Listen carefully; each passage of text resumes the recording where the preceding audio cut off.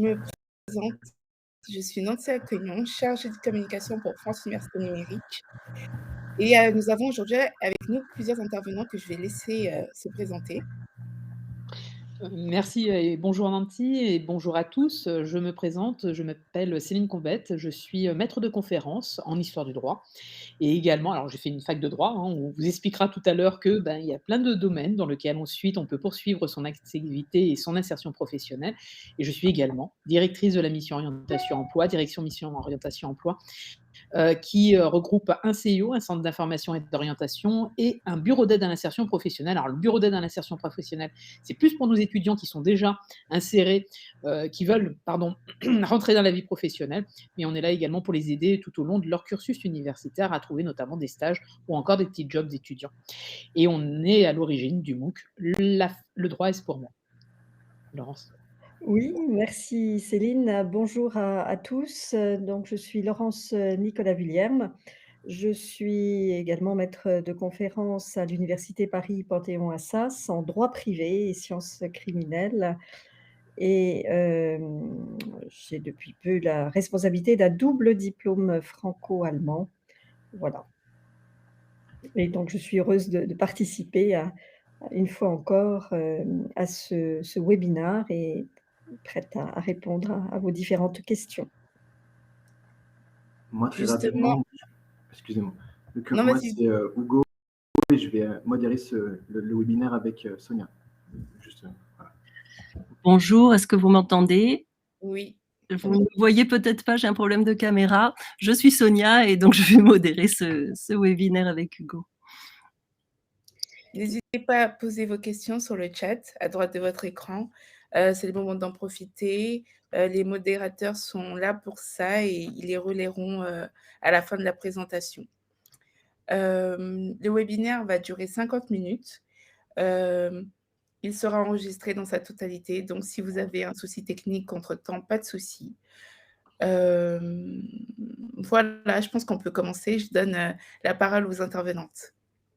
Merci beaucoup Nancy et puis merci également à Laurence, d'animer avec moi ce webinaire pour lequel nous sommes à chaque fois extrêmement ravis de vous retrouver. Alors à chaque fois, vous êtes de plus en plus nombreux et avec de nouvelles questions, qui surviennent d'une année à l'autre. Donc, un grand merci à vous de participer, à ce webinaire et de, déjà, mettre on va dire un pas de géant, faire un pas de géant sur votre orientation peut-être future, notamment dans le droit. Ou alors, si ce sont des parents qui sont avec nous ce soir, cet après-midi, ce qui arrive également fréquemment, eh bien merci de prendre part à l'orientation de vos enfants. Alors, le droit, est-ce pour moi, est un MOOC qui a désormais un peu moins d'une dizaine d'années d'existence. Pourquoi l'avons-nous mis, en place? Tout simplement parce qu'on était, interpellés par, le nombre, assez important, on va dire, d'échecs à l'entrée, de l'université. Alors à l'entrée de l'université au cours de la première année de licence.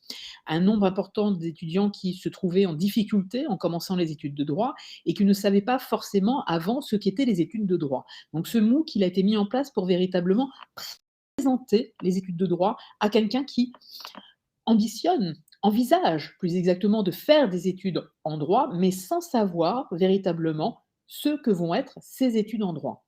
Ce MOOC se décompose ainsi de plusieurs, on va dire, sections.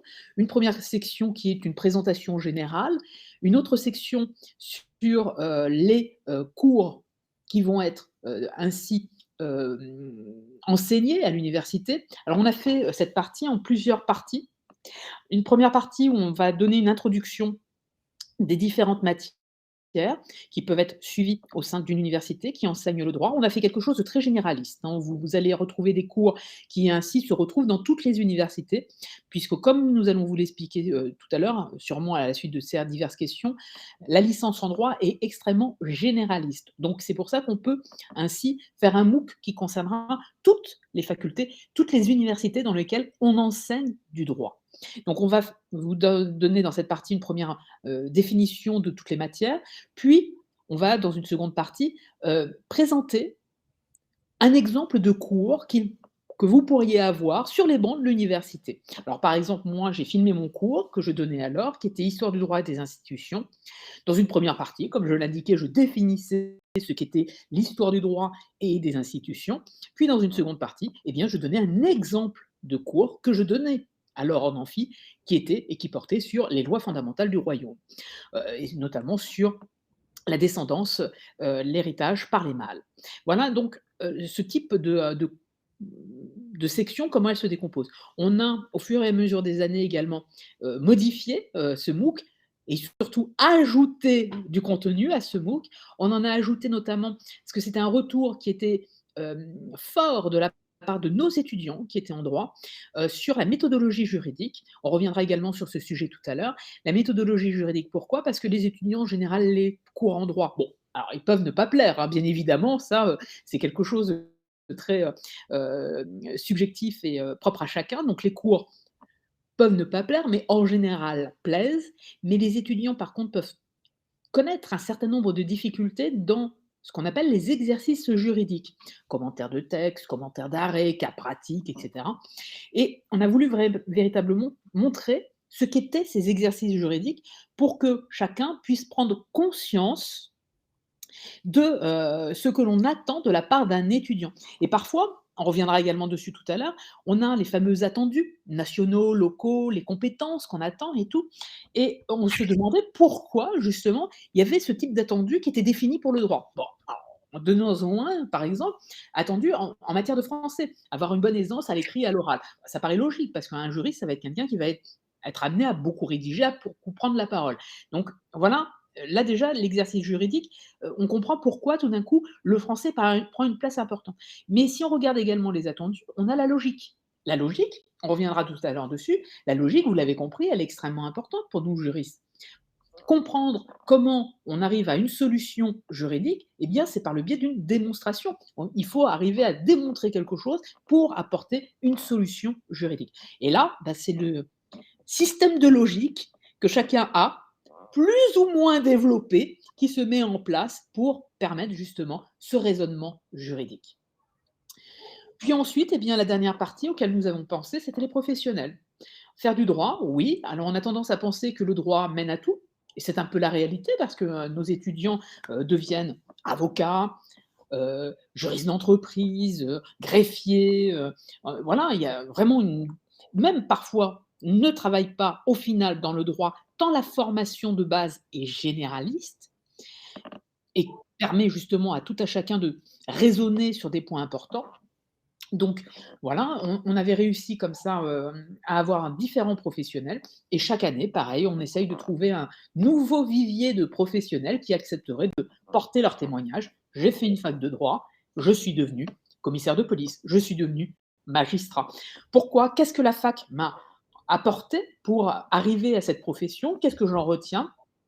Quelles difficultés également j'ai pu avoir lorsque je faisais mes études, etc. Et enfin, une dernière partie qu'on a essayé de développer, mais qui est peut-être encore un peu moins développée que dans d'autres MOOC que nous avons également organisés, il faudra peut-être accentuer un peu plus, c'est les étudiants en droit. Comment vivent-ils leur vie à l'université? Parce que vous allez voir eh bien, que c'est un tout autre monde. Voilà un peu une présentation très générale du MOOC, de ce qu'on a voulu faire et au résultat, pour lequel nous sommes d'ailleurs assez contents ou auquel nous sommes parvenus. Je ne sais pas si tu veux ajouter quelque chose, Laurence? Oui, alors, il est vrai que de plus en plus, vous avez la possibilité, au cours de vos études secondaires, de suivre un enseignement du droit et je voulais insister, pour rejoindre ce que tu viens de dire, c'est que, vous avez pu être initié lors de cet enseignement au droit, mais jamais, en revanche, à ces exercices spécifiques qui commencent véritablement à l'université. Vous avez l'habitude, de rédiger des dissertations en droit, des pardon, des dissertations en histoire, enfin dans toutes vos matières, pour passer le baccalauréat. En droit, on va vous demander de rédiger une dissertation qui aura généralement comme caractéristique d'être toujours en 2 parties, à l'image de la balance. et à l'image aussi, d'un procès où il y a, un demandeur d'un côté, un défendeur, de l'autre. Et donc cette dialectique est vraiment propre aux études juridiques et il faut s'y initier. Et c'est la raison pour laquelle, effectivement, il est important dans ce MOOC «Le droit est-ce pour moi?» de bien prêter attention à ce module de méthodologie, pour déjà savoir un petit peu, ce à quoi vous allez être appelés dans vos études si vous choisissez in fine ces études de droit. Voilà. En effet, les exercices sont vraiment, on va dire, non pas la bête noire parce que, je ne pense pas que ça le soit, mais le point sur lequel on assiste particulièrement, pour avoir discuté, avec nos étudiants, c'est peut-être là où déjà ils nous indiquent que ce sont, lorsqu'ils préparent notamment leurs travaux dirigés parce que vous allez avoir 2 types, d'enseignement. Les cours magistraux qui se tiennent donc en amphithéâtre et les fameux travaux dirigés qui sont liés à certaines matières, qui sont considérées comme fondamentales. Les autres n'ont pas de TD et sont dites complémentaires. Les étudiants, lorsqu'on parle avec eux, nous indiquent que déjà, ces cours, ces travaux dirigés leur prennent beaucoup de temps de préparation et en effet, arriver à alors déjà à lire toute une fiche de TD. Alors les fiches de TD sont de moins en moins, on va dire volumineuses en nombre de pages, mais prennent autant de temps en préparation que celles que nous avons pu connues, lorsque nous étions, nous-mêmes, étudiantes, hein. C'est un temps de préparation de la fiche de TD qui est assez conséquent. Alors quelques personnes me demandent à peu près combien de temps faut-il passer, sur une fiche de TD. Alors tout dépend d'abord de l'étudiant, tout dépend également, du sujet traité, par, la fiche de TD. Certaines fiches de TD paraissent à l'étudiant et là encore c'est très, ça dépend d'un étudiant à l'autre. Certaines fiches de TD peuvent paraître assez simples, dans certaines hypothèses, d'autres fois plus compliquées. Donc tout dépend d'un certain nombre de critères, mais tout au moins, il faut bien compter, au moins la première année, une dizaine d'heures de préparation de chaque fiche de TD. Sachant que vous avez en moyenne, ça dépend des universités, mais on va dire 2 TD au moins, par an et donc 2 TD par semestre, puisque vous les avez à la fois au premier semestre et à la fois au second semestre. 10 heures de préparation pour chaque TD, ça vous fait une vingtaine d'heures et je suis vraiment, je pense, dans une marge basse de temps de préparation de la fiche de TD. Moi, je me rappelle que je passais, plusieurs heures, à la bibliothèque, assis toujours sur la même chaise, hein, voilà, j'avais ma place, elle est, dédiée à la bibliothèque et on prenait un temps, absolument, incroyable à préparer ces fiches de TD. Mais là, les attendus qui ont été fixés et ces attendus ont été fixés par les différents doyens des universités, de France dans lequel donc il y a un enseignement en droit. Ces différents attendus mettent bien en évidence toutes les compétences que vous allez devoir avoir acquis au lycée pour pouvoir continuer à l'université. Parce qu'au final, l'université, oui, il y a une spécialisation, droit, sociologie, histoire, etc. Il y a une spécialisation par rapport à ce que vous avez connu au lycée, mais cette spécialisation, elle est obligée de s'appuyer sur quelque chose. Ce quelque chose, c'est les enseignements que vous avez eus au lycée. Nous ne pouvons construire, apporter notre savoir que si nous partons sur des bases solides. Et ces attendus sont là pour vous dire, voilà les bases solides que nous attendons dans une université. Alors, je prends en général une image qui marche plutôt bien avec les étudiants ou même avec des collègues. J'envisage vraiment le cursus universitaire comme, et même le cursus, on va dire, d'un élève, puis ensuite d'un étudiant, comme quelque chose qui correspond à la construction d'un bâtiment. Le lycée vous donne les fondations sur laquelle ensuite nous, on vient construire, mais sans fondation solide, on sait tous ce qu'un bâtiment fait, il a tendance à se transformer en tour de Pise et on ne veut absolument pas que ce soit le cas pour vous. Il faut vraiment que vous ayez donc ces compétences pour pouvoir, on va dire, évoluer en mieux dans le droit qui est une très, très belle matière. Je ne sais pas si tu veux Voilà. ajouter quelque Il chose y avant a des interrogations? il y a effectivement des changements, entre, ce que vous avez pu suivre au lycée et la vie à l'université et en première année de droit. Vous avez une liberté, qui peut, laisser, à tort penser que vous avez finalement, beaucoup de temps libre et finalement pas beaucoup de temps heu, pour suivre les cours. En réalité, on envisage, enfin on on essaye de favoriser l'autonomie de chaque, étudiant et donc on vous fait confiance et donc c'est à vous de vous organiser et donc là, voilà pourquoi, j'insistais tout à l'heure sur la question de la méthodologie. Souvent, ça n'est pas parce que vous avez, des difficultés, à comprendre ce que l'on vous enseigne, mais bien plutôt à vous approprier les connaissances qui vous sont, données et à vous organiser dans le temps pour travailler. Donc il y a des différences. Je vois qu'il y a des questions, q sur la notation. Après tout va dépendre un petit peu, de quel lycée, vous venez et vous pouvez avoir effectivement parfois, quelquefois des surprises lorsque vous avez les premières notes qui arrivent assez tardivement, pas aussi régulièrement qu'au lycée, qui arrivent, presque à la fin du semestre et vous découvrez avec, stupeur que tout d'un coup vous avez une note, catastrophique. Donc pour éviter, ce genre d'affaires, Les d'une part, attentes. il est important de suivre ce MOOC pour, déjà vous donner des clés, des outils.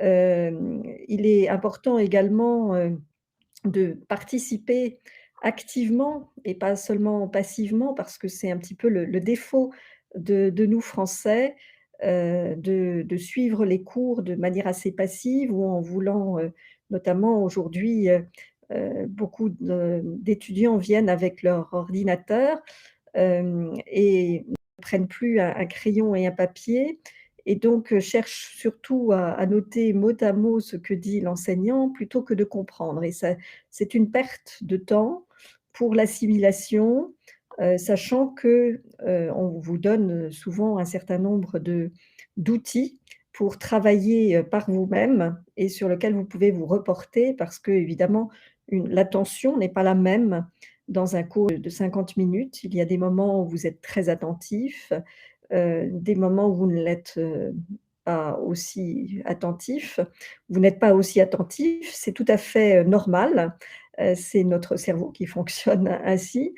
Mais, ce qui est important, c'est de trouver les outils justement pour, reprendre, les notes et pour vérifier, ce que vous avez pu prendre en note, sachant également qu'il est aussi, conseillé de demander et de poser des questions à l'enseignant qui est toujours très heureux lorsque, des étudiants viennent, lui poser des questions parce qu'il demande une précision sur tel ou tel point. Voilà. Donc les notes peuvent paraître souvent plus basses, mais je pense qu'il n'y a pas de commune mesure avec les prépas où là, je pense que le choc doit être encore plus, est souvent beaucoup plus fort, beaucoup plus important qu'en faculté de droit. Alors, je crois qu'il y avait d'autres questions, on va peut-être, vous Voilà. laisser les poser? Ou on les pose nous-mêmes? Je m'en rappelle plus dans quel s voilà. Je vais les poser, ce sera plus simple. Il y a une question à laquelle j'ai, a priori répondu dans le chat, mais je vous la repose quand même. Tony demande: «Je n'ai pas bien compris ce qu'est un TD, pourriez-vous réexpliquer?» Ah oui. Alors les TD, en fait, vous avez, des matières fondamentales. Alors tout à l'heure, Céline parlait de l'architecte de la maison. Moi, j'aime bien comparer les études de droit aussi à l'apprentissage, d'un instrument de musique. Vous devez faire des gammes sur, avant de maîtriser le piano, le violon ou tout autre instrument de musique. De la même manière, vous avez des matières, fondamentales, qui vont être vraiment, les fondements de vos connaissances juridiques et pour, vous aider à vous les approprier, pour ces matières, fondamentales, il y en a 2 en première année, le droit civil et le droit constitutionnel et puis, pardon, l'histoire du droit aussi, tout va. Merci. Et vous avez donc des TD qui vous permettent, de reprendre le cours enseigné en amphi pendant 1 heure et demie, en travaillant, sur des documents qui vous sont fournis à l'avance.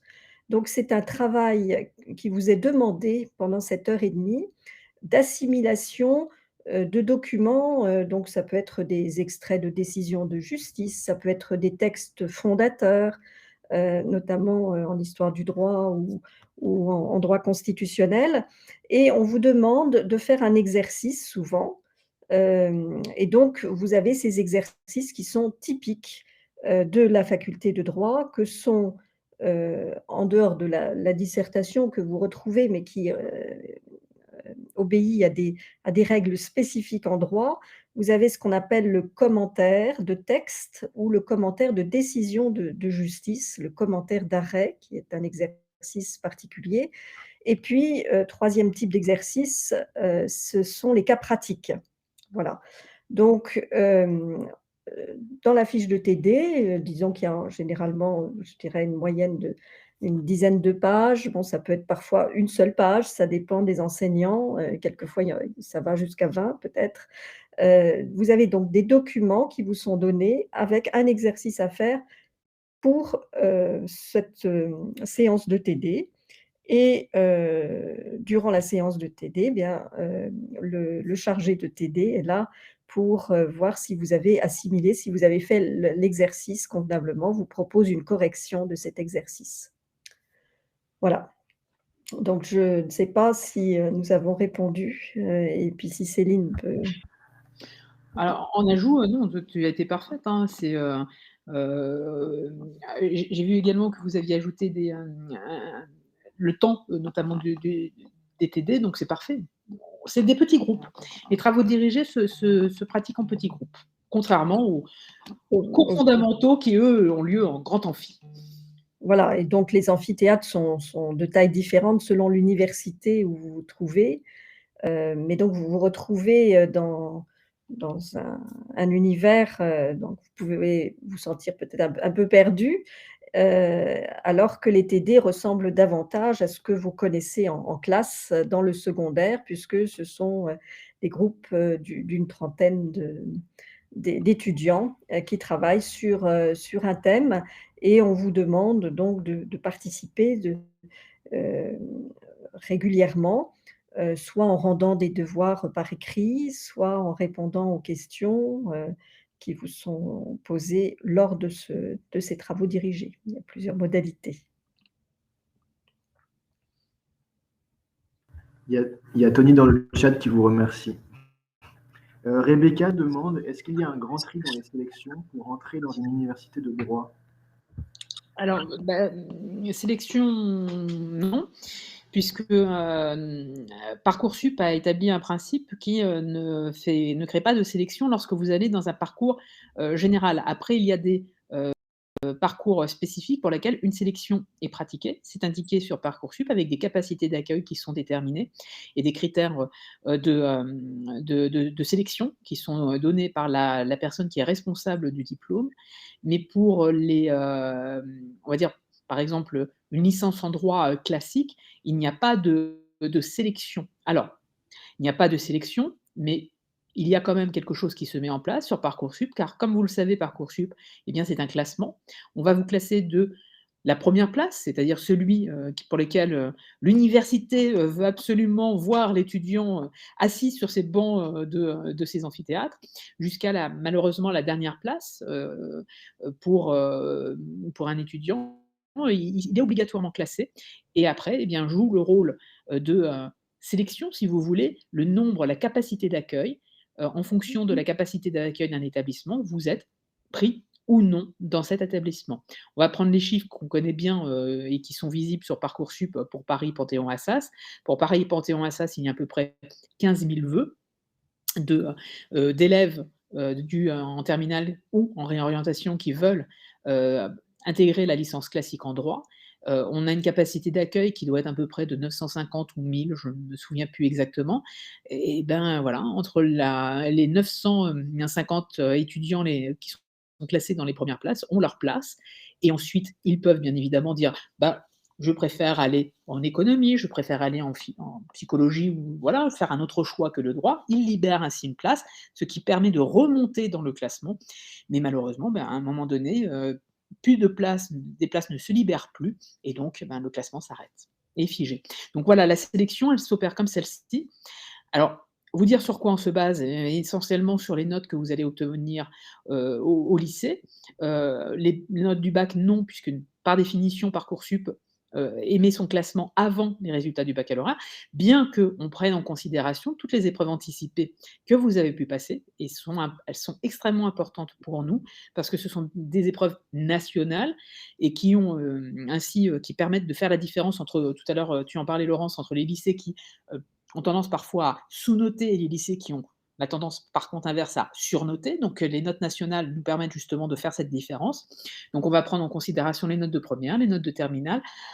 On va regarder parfois, mais là encore une fois, il faudra regarder sur le site Parcoursup, sur la plateforme de Parcoursup pour découvrir un peu ce qui est indiqué par chaque université, parce que chacune a défini non pas les attendus nationaux qui sont communs à toutes les universités, mais des attendus dits locaux. Et dans ces attendus locaux, elle va avoir listé ce qu'elle prend en considération pour émettre son classement Parcoursup. Alors nous, on regarde notamment la note de français, on va regarder également histoire-géographie, enfin voilà des choses comme ça. Tout était parfaitement établi et clair sur le site Parcoursup. On vous dit comment on prend en considération votre dossier et comment ensuite on va réussir à le classer par rapport aux autres.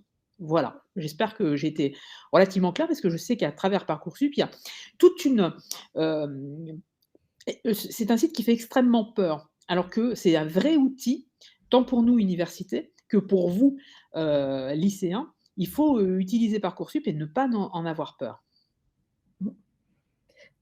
Voilà et puis donc ça n'est pas, un parcours sélectif en soi, le droit. Il y a, à l'issue de vos formations en droit, vous avez accès à des examens ou à des concours où là, ce seront de véritables concours. Parcoursup, c'est une plateforme qui permet de mettre en relation, les C'est ça. étudiants avec les universités, donc c'est un outil. Donc il y a quelques parcours, sélectifs, donc je peux dire juste un mot là-dessus parce que je m'occupe d'une de ces filières, sélectives puisque j'ai la responsabilité d'un double diplôme, entre la France et l'Allemagne et effectivement là, il y a un nombre de places, très limité et il y a, en plus de Parcoursup des entretiens préalables à la sélection. Voilà, parce que, c'est une filière, pour le coup, particulière, donc il faut, apprécier la motivation et une fois encore, vous au fil du temps, les possibilités qui vous sont offertes au niveau de la formation sont de plus en plus étendues et donc il est parfois assez difficile pour vous de vous y retrouver et donc l'entretien a aussi pour, fonction aussi de bien voir si vous avez, compris, de quoi il s'agissait, parce que, on s'aperçoit, dans les candidatures par dossier, parfois des candidatures, on se dit que la personne n'a pas compris de quoi il s'agissait, réellement. Donc ça permet, ces entretiens, permettent souvent aussi, aux étudiants qui s'y présentent de poser des questions, et puis, à ceux qui, s'occupent de la formation, effectivement, de se faire, une idée des appétences et de la motivation, des candidats. Voilà. Bah, Beaucoup de participants, excusez-moi, Bah beaucoup de participants se demandent en fait quelles spécialités sont à prendre au lycée pour faire des études de droit. Alors chaque université va avoir, défini un peu les spécialités qu'elle attend. Certaines n'ont pas, ont laissé complètement libre, les élèves de se positionner sur, les spécialités, heu, qu'elle pourrait préconiser. Ce ne sont encore une fois que des préconisations que chaque université peut réaliser ou non. Elle peut très bien dire en effet que et peu importe la spécialité, que l'étudiant a suivie.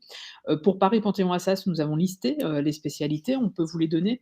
Alors, je rouvre, c'est des spécialités très classiques, hein, pour le droit, hein. C'est pas, on a été, et vous allez voir que la liste est quand même, assez, conséquente.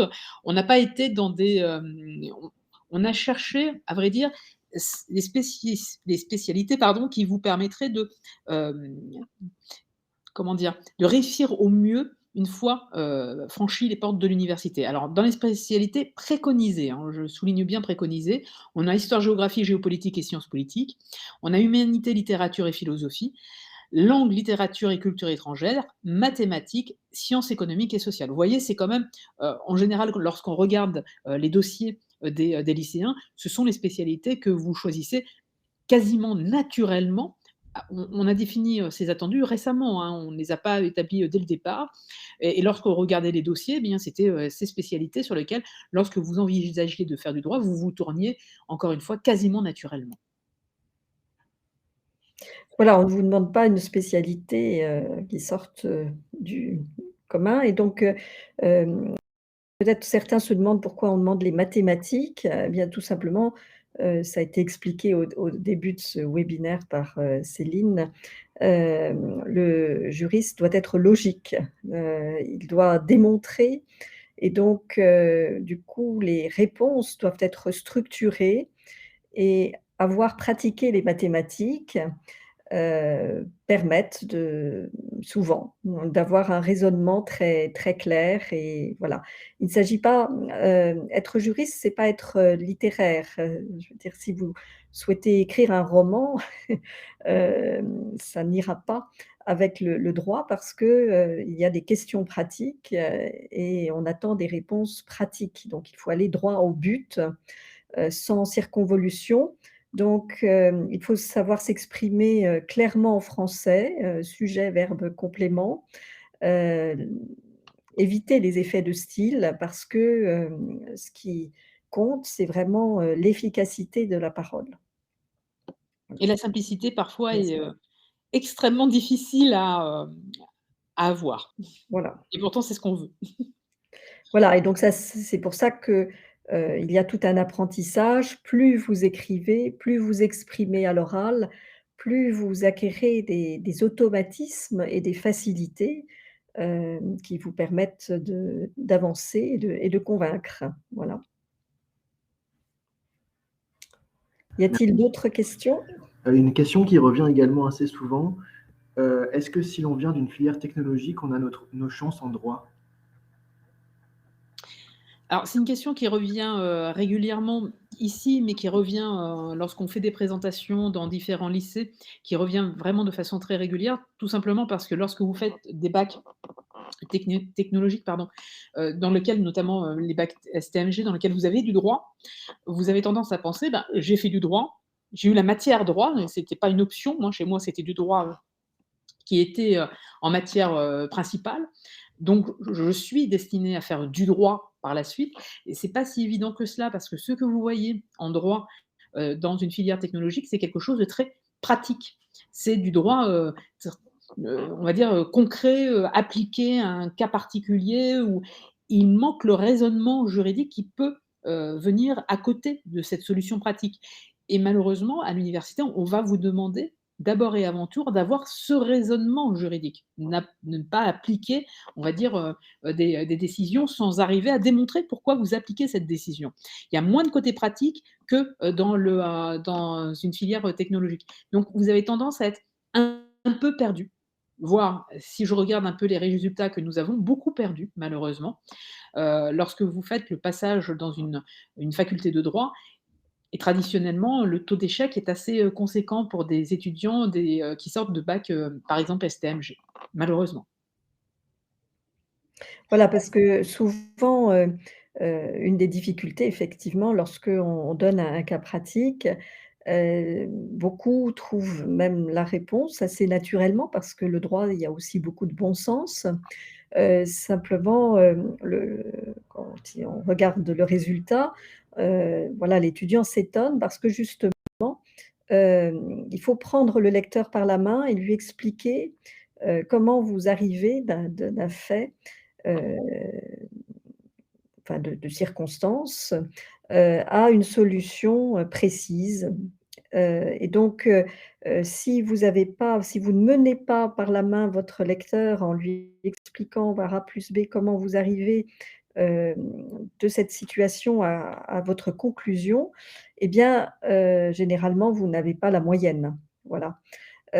Donc, il faut vraiment, voilà, faire cet apprentissage, d'expliquer les choses et souvent, la difficulté également, c'est que lorsque vous pouvez faire l'essai dans d'autres domaines que le droit, lorsque vous expliquez quelque chose à quelqu'un, quelquefois vous ne lui donnez pas un élément, qui pour lui est nécessaire à la compréhension, et qui vous paraît tellement évident que vous ne lui dites pas. Voilà, et donc souvent, c'est ce qui pose difficulté dans l'évaluation et surtout les premières années, c'est que les étudiants, répondent aux questions, pensent, avoir compris, pensent avoir donné la bonne solution, mais en réalité, il faut savoir que le lecteur, le professeur lit comme s'il ne connaissait rien à la matière et donc, va regarder si en lisant votre copie, en faisant abstraction de ses connaissances, ça peut être compréhensible par, par tout un chacun. Voilà, et donc il faut avoir des capacités d'expression, de démonstration, qui demandent tout simplement, de faire des exercices de rédaction, une fois encore, et d'exposer, d'autre part. Mais je trouve ça très plaisant, hein. Moi, j'ai collé, on va dire, avec les études de droit parce que justement je prenais beaucoup de plaisir à expliquer pourquoi tel raisonnement s'appliquait et alors j'ai choisi comme option ensuite d'aller sur de l'histoire du droit, mais ma première on va dire vocation, c'était vraiment le droit civil, hein. C'était le droit des obligations, j'étais une fan du droit des obligations, voilà, c'est dit. Voilà, et par ailleurs, beaucoup de juristes, écrivent et les éditeurs, heu, demandent aussi de respecter un certain nombre de règles et je me rappelle pour ma part, lorsque j'ai commencé à écrire dans une grande encyclopédie, juridique, on nous demandait de faire des titres noyés. On nous apprenait, justement, quel que soit notre niveau, à développer une idée et donner un titre. Heu, donc c'était toujours une idée, un paragraphe et donc c'est très astreignant, mais le résultat est que, votre propos est beaucoup plus clair et est accessible vraiment à beaucoup de personnes. Voilà.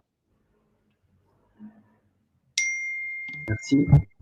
Une question, alors Elsa demande: «Peut-on poursuivre facilement en master de droit après un but carrière juridique?» Alors, après un but de carrière juridique, il faudrait peut-être mieux passer par alors tout d'abord passer par une équivalence pour aller en licence soit 2, soit 3. Là, c'est chaque université qui va, proposer une équivalence au diplôme de but et il retiendra soit la deuxième année de droit, soit une troisième année de droit. Vous pouvez bien évidemment déposer des candidatures pour des masters, mais j'ai peur que, nos collègues, ne soient pas, convaincus, on va dire, par la solidité du dossier d'un point de vue, encore une fois, raisonnement, technique juridique et cetera. Il y a une très grosse sélection, hein, qui s'opère entre, notamment la troisième année de licence et les masters et en droit, on a un effet, quasiment entonnoir où on a beaucoup d'étudiants en licence et très peu de places en master. Il y a quand même des places, hein, on va pas, voilà, mais il y a très peu de places il y a une bonne sélection qui est effectuée justement entre les étudiants qui finissent une licence en droit et les étudiants qui commencent une première année de master. Donc il faudrait que le dossier soit vraiment très solide pour aller en première année de master après un but. Merci. Une question de Gillian: «Est-ce que le diplôme obtenu est reconnu dans les autres nations, principalement en Suisse?» Alors, vous allez obtenir, une licence de droit et le propre du droit, c'est d'être lié à l'État. C'est-à-dire que, si vous faites des études d'économie, eh bien, ça ne change pas beaucoup, que vous le fassiez, dans une université française ou autre université. Si vous prenez la Suisse, eh bien, le droit suisse n'est pas le droit français. Il y a des particularités. Donc, comment ça s'appelle? La licence en droit, pardon, eh bien, c'est une licence reconnue à l'échelle nationale, et donc tout dépend ce que vous voulez en faire, si vous allez en Suisse, par la suite. Étant donné le caractère frontalier, ils peuvent avoir intérêt à avoir des juristes qui sont formés en droit français. Donc je ne sais pas si je réponds à la question, je ne sais pas si c'était, dans la perspective d'aller par la suite, en Suisse. Insertion professionnelle? Mais autrement, il y a des parcours, notamment d'ailleurs dans notre université, par exemple, nous avons un parcours, droit suisse, Tout à fait. Dès la droit première année français. de licence. Voilà, dès Exactement. la première année de licence.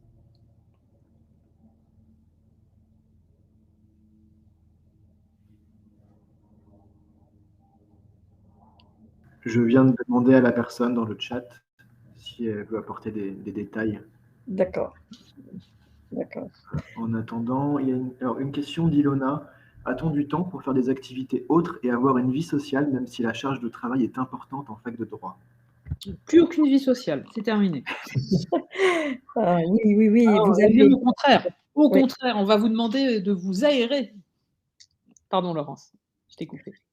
Non, mais je voulais juste dire qu'il y a beaucoup d'associations dans chaque université et qui, vous donnent l'occasion, de pratiquer. Alors vous pouvez pratiquer des activités à l'extérieur de l'université, mais sachez que dans chaque université, vous avez aussi, des associations sportives, des associations, de voilà, différentes, dont le but, peut être très très différent. Il y en a qui se préoccupent beaucoup d'écologie, il y a des associations peut-être un peu plus politiques. Tout dépend en fait, de l'université où vous allez.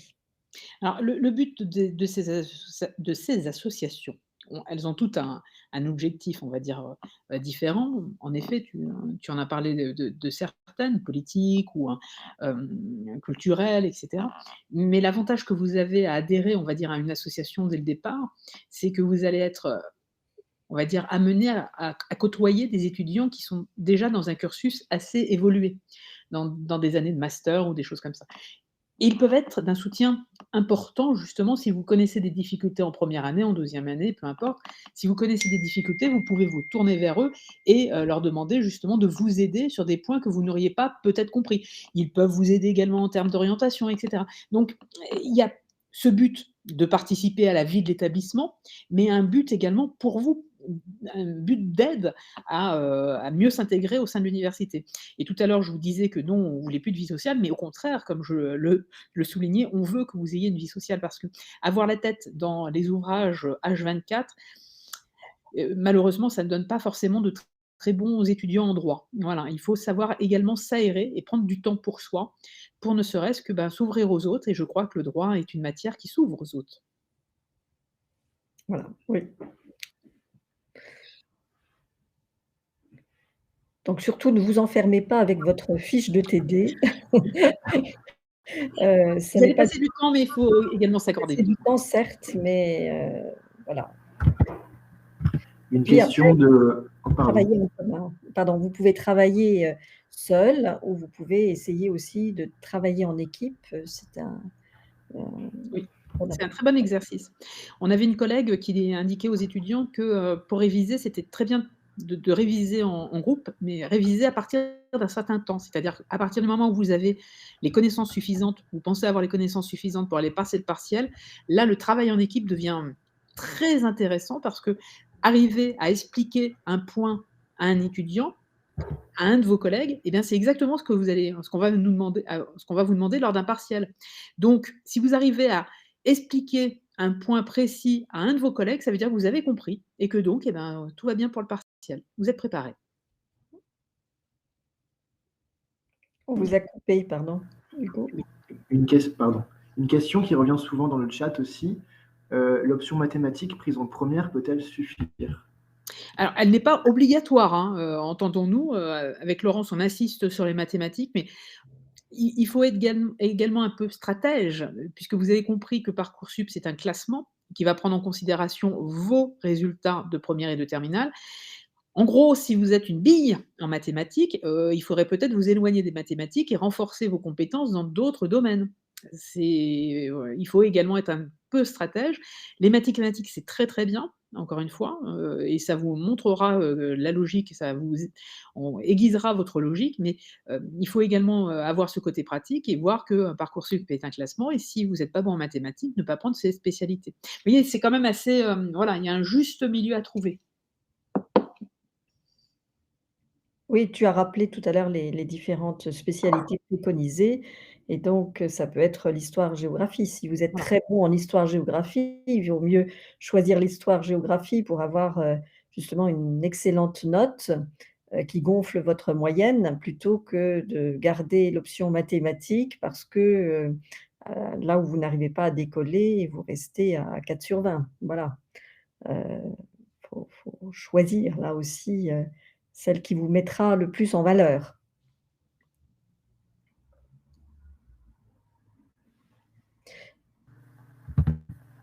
Alors, je vais poser une question de Aïssata. Quand on veut évoluer en ressources humaines, est-ce qu'il faut forcément faire des études de droit à l'université pendant qu'on travaille déjà, ou il faut aller vers les cours de formation en RH? Alors, vous avez de la formation continue, hein. Si vous êtes déjà en activité professionnelle, je me tournerai peut-être dans un premier temps vers la formation continue. Si vous êtes déjà en plus dans ce domaine, il y aura peut-être des validations d'acquis de l'expérience professionnelle qui pourront se mettre en place. Donc là, il faudrait que vous, contactiez, tous les centres de formation continue qui pourront peut-être mieux répondre à cette interrogation que nous.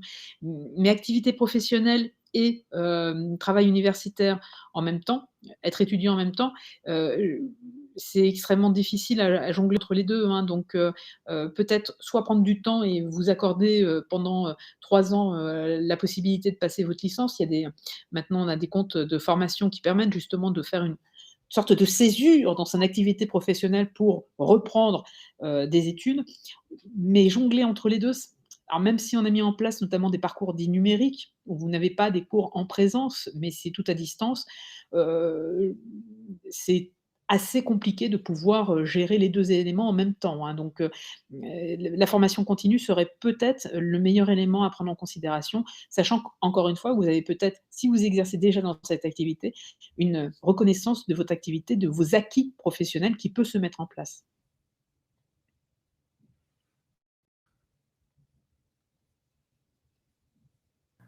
Peut-être quelques dernières questions. Une question de Rebecca. Est-ce que dès la première année de licence, on peut choisir de faire un parcours avec Erasmus? Alors, pas chez nous, pas dans notre université. Par contre, nous avons des partenariats avec d'autres établissements qui permettent d'avoir ce qu'on appelle des doubles diplômes, c'est-à-dire des diplômes en droit français et dans un autre droit, droit anglais, droit allemand, pardon Laurence, droit, espagnol, et cetera. Alors, soit selon les établissements et selon les parcours, vous restez les 2 premières années, sur le territoire français, puis ensuite, avec bien évidemment un aménagement de votre temps pour être, déjà confronté au système juridique du pays dans lequel vous allez être amené ensuite à faire vos études. Soit, donc les 2 premières années se situent en France, puis ensuite vous allez les 2 années suivantes à l'étranger, dans le pays que vous avez, décidé, d'aller pour, faire votre double diplôme. Soit inversement, les 2 premières années, vous êtes dans un pays étranger et vous venez en France pour les 2 années suivantes. Mais chez nous, c'est Erasmus, c'est en troisième et quatrième année. Voilà, il faut bien faire la distinction entre double diplôme d'un côté et Erasmus de l'autre, programme d'échange. Quand vous regardez sur les sites des universités, vous avez toujours souvent un onglet international et il y a des programmes d'échange qui vous permettent de passer un semestre, voire 2 semestres, dans une université, partenaire. Les doubles diplômes sont évidemment plus exigeants parce qu'à l'issue de cette période, vous avez une qualification dans les 2 systèmes juridiques. Le programme d'échange, il est intégré dans votre parcours, de droit français, et les matières que vous allez passer, dans un autre, pays vont être insérées dans votre, complètement, dans votre, diplôme, national. Donc il y aura une mention que vous avez une expérience à l'étranger, mais évidemment, vous ne pouvez pas, pour un emploi futur, mettre, autant en avant un programme d'échange que, l'acquisition d'un double diplôme. Voilà. Et je me permets de rebondir sur une question qui avait eu lieu, précédemment, enfin qui avait eu, qu'on avait eu tout à l'heure, c'est-à-dire sur le temps, dans les doubles diplômes ou les doubles licences. Pour les doubles diplômes, pendant que vous êtes, notamment, en France, on va vous ajouter des heures supplémentaires pour connaître le système juridique de l'autre pays dans lequel vous êtes amené ensuite à poursuivre vos études. Alors je ne sais pas pour Bermupa combien d'heures à peu près c'est, pour cet autre système juridique. Pour, par contre, les doubles licences, vous allez être diplômé dans 2 licences. Une licence, alors on va reprendre un cas que je connais bien, droit et histoire ou droit et histoire de l'art, et vous allez avoir le programme en droit et le programme en histoire ou en histoire de l'art. Mais bien évidemment, on a allégé ces 2 licences de quelques heures, sinon ça serait complètement ingérable, mais il faut bien voir quand même qu'on a à peu près 80 heures 80 pardon, pas 80 heures, 80 des heures en droit et 80 des heures en histoire de l'art, et cetera. Donc ce sont des programmes pour lesquels on attend quand même une certaine, capacité de travail de la part de l'étudiant qui décide de suivre ces formations. Voilà pourquoi elles sont sélectives, hein, parce que je vois, moi, m'occupe de 2 filières franco-allemandes dans notre université. Donc, il y en a une qui correspond au programme que tu as, présenté, c'est-à-dire que parallèlement à la licence en droit, on vous prépare à votre séjour en Allemagne par des introductions, au droit allemand. Mais donc, ça rajoute, minimum 5 heures de cours à suivre, par semaine. Et puis, il y a un autre programme où c'est vraiment comme, ce que tu viens de décrire, avec, l'université de la Sarre, où, il y a vraiment, le programme de droit allemand comme pour des Allemands, durant les 2 premières années, de droit, et pendant les 2 premières années, les 2 mêmes premières années, les mêmes cours que pour une faculté de droit. Donc ça correspond aux doubles formations histoire-droit, droit et sciences, qui se Exactement, les multiplient doubles licences. et qui, parce qu'aujourd'hui, on est dans un monde tellement complexe que, avoir plusieurs compétences, avoir une ouverture sur d'autres, choses que seulement le droit ou seulement le droit français, eh bien, est très utile, effectivement. On va devoir, arrêter ce webinaire. Je sais qu'il y a encore beaucoup de questions. Je vous conseille vivement de vous inscrire au MOOC «Le droit est pour moi». À l'intérieur de ce MOOC, vous pourrez poser directement vos questions, aux différentes, intervenantes. Je suis désolée. Je vous remercie de vous être connectés. Je remercie aux intervenantes, d'avoir fait leur présentation. Hem Je rappelle que le webinaire est enregistré et que vous allez recevoir un mail avec des ressources à télécharger, dont l'enregistrement. Merci encore à tout le monde d'avoir participé. Bonne journée. Au revoir. Merci à vous. Bonne journée, merci. Au revoir. Bonne journée, au revoir. Au revoir.